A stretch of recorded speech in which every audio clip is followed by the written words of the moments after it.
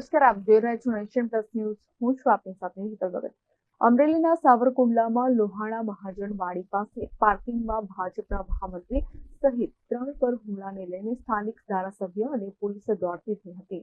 અમરેલી જિલ્લાના સાવરકુંડલા શહેરમાં લોહાણા મહાજન વાડી પાસે પાર્કિંગનું કામ ચાલતું હતું. તેવા સમયે કોઈ વ્યક્તિઓ દ્વારા કેબિન મુકાતા લોહાણા જ્ઞાતિના લોકો અટકાવવા પહોંચ્યા હતા. તેવા સમયે 3 અગ્રણીઓ ઉપર અજાણ્યા વ્યક્તિઓ દ્વારા હુમલો કરવામાં આવ્યો હતો, જેમાં ઈજાગ્રસ્તોને હોસ્પિટલમાં ખસેડવામાં આવ્યા છે. ઈજાગ્રસ્તમાં સાવરકુંડલા શહેર ભાજપ મહામંત્રી રાજુ નાગરેચા, વેપારી જગદીશ માધવાણી અને તેજસ રાઠોડનો સમાવેશ થાય છે. હાલ ઈજાગ્રસ્તોને સાવરકુંડલા હોસ્પિટલમાં ખસેડતા ઘેરા પ્રત્યાઘાતો પડ્યા છે. હિન્દુ સંગઠનોમાં ભારે રોષ ફાટી નીકળ્યો છે. ત્યારે ભાજપના ધારાસભ્ય મહેશ કસવાલ સહિતના નેતાઓ પણ હોસ્પિટલ દોડી ગયા હતા.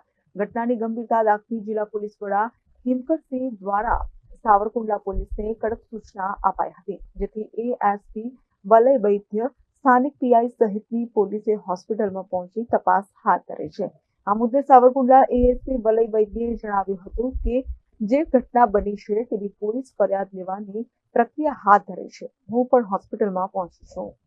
સાવરકુંડલા ટાઉનમાં આજે સવારે આશરે 10-10:30 ની વચ્ચે એક બનાવ બન્યો હતો, જેમાં કેટલાક લોકોએ 3 જણા જે રાજુભાઈ નાગરેચા, તેજસભાઈ તથા જગદીશભાઈ, એ 3 જણાને લોહાણા મહાજન વાડીની સામે કોઈ ભવન છે તેમાં હુમલો કરવામાં આવ્યો હતો અને એ બાબતની અત્યારે ફરિયાદ લેવાની ચાલુમાં છે.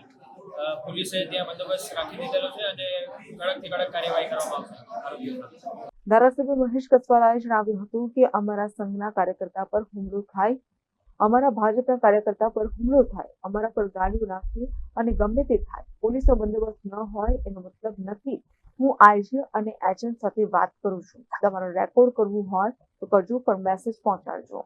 સાવરકુંડલામાં આજે વેપારીઓ ઉપર, એમની સાથે ભારતીય જનતા પાર્ટીના આગેવાન ઉપર કેટલાક લોકોએ ખૂની પ્રકારનો હુમલો કર્યો છે.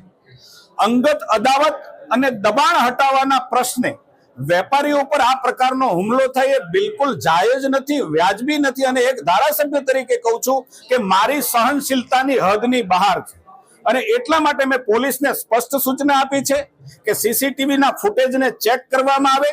કેટલાક તથાકથિત લોકો વારા ઘડિયા આવા નાના છબકલા કરી અને પોલીસ સ્ટેશનનો કબજો લઈ અને પોલીસને સમજાવી અને આવા ગુનાઓ છે એને વેર વિખેર કરવાના પ્રયાસો કરે છે. મેં પોલીસ સાથે સ્પષ્ટ શબ્દોમાં વાત કરી છે કે આવા પોલીસ સ્ટેશનને કબજો લેનારા લોકોને પણ ઓળખી પાડવા જોઈએ અને ક્યાંક પોલીસ આ બાબતની અંદર કાચી પડતી હોય તો એસપી કક્ષાએ કે ડીઆઈજી કક્ષાએથી વધારાની ફોર્સ મંગાવી અને નાવલી અને વેપારીની અંદર વધારાનો બંદોબસ્ત અને વધારાનું પેટ્રોલિંગ તાત્કાલિક શરૂ કરવું જોઈએ.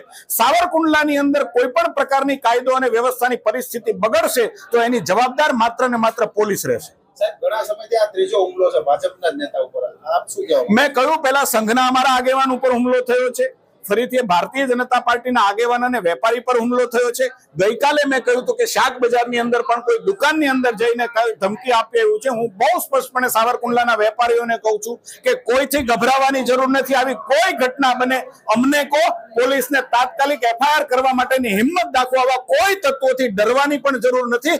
ધારાસભ્ય તરીકે તમારી ઢાલ થઈને હું બેઠો છું અને પોલીસને પણ છૂટ આપું છું કે કાયદા પ્રમાણે જે પણ કાર્યવાહી કરવી પડે તમને બધાને છૂટ છે. Nation plus news Amreli.